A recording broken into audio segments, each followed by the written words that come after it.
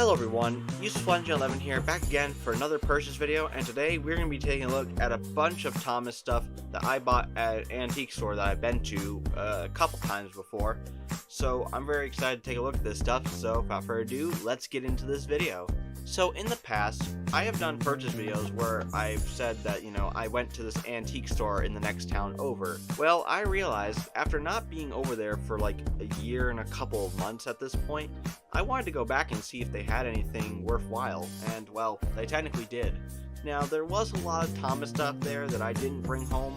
I only brought home the essentials, in my opinion, but nevertheless, this is a pretty good lot in my opinion.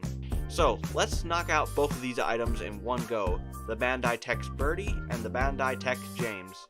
Like I just said, these two are from the company Bandai. And while I really didn't need these two, I'm not gonna lie, the Bandai Birdie is actually pretty cool, and it scales with, Tomy Trackmaster pretty well. As for the James, well, in the last purchase video, if you guys didn't know, I had recently got my hands on a Bandai Diesel 10. So the moment I saw this James, I knew it was a perfect opportunity to bring it home. Because, well, I don't really have any proper tracks, but if I really wanted to, I could remake the smelter scene from Tapmar using only Bandai, since I have a Diesel 10 and James. So quite the double whammy there. I also have a little model figure of Junior too, so I will admit though, my history with Bandai has been quite interesting.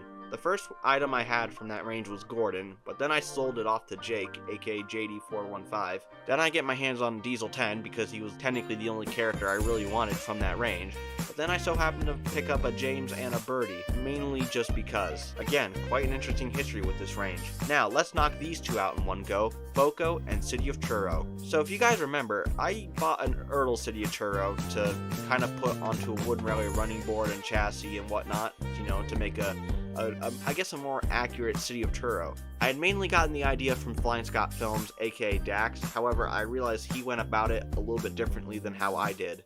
And because of this, my custom of City of Turo is definitely one that needs an upgrade, like, badly. And it also didn't help that I'd started to regret that I'd torn apart, the Erdl City of Turo, because personally, the Erdl City of Turo is one of the most accurate pieces of merchandise he has. And, I think the Erdl model looks pretty cool. It also helped that I got my hand on a Matchbox pannier a long time ago, and City of Turo pretty much scales pretty well with him, honestly. So call this some great Western representation in my collection for sure. Anyway, the point is that I'm really happy to have an Erdl City of Turo in my collection again. And the same could be said to have Boko in my collection too. The only piece of Boko merch I have in my collection is the TWR model, sadly. So getting my hands on an Erdl Boko was, a must-have. In fact, he's pretty accurate for the most part, and he rolls pretty well. The only downside to the Erdl model is that, well, the buffer beams aren't painted red, though obviously being a custom maker myself, I can easily go in and fix that if I really want to. Obviously I'll never use him in videos, but it'd be something fun to do, honestly. Like with City of Turo, really happy to have Boko in my collection.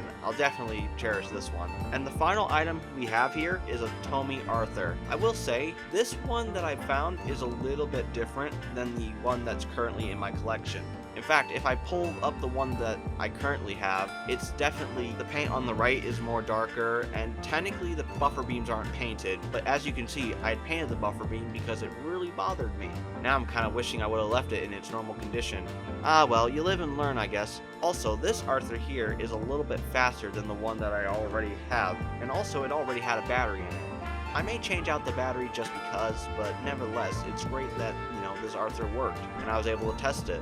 So that's basically it with this antique lot.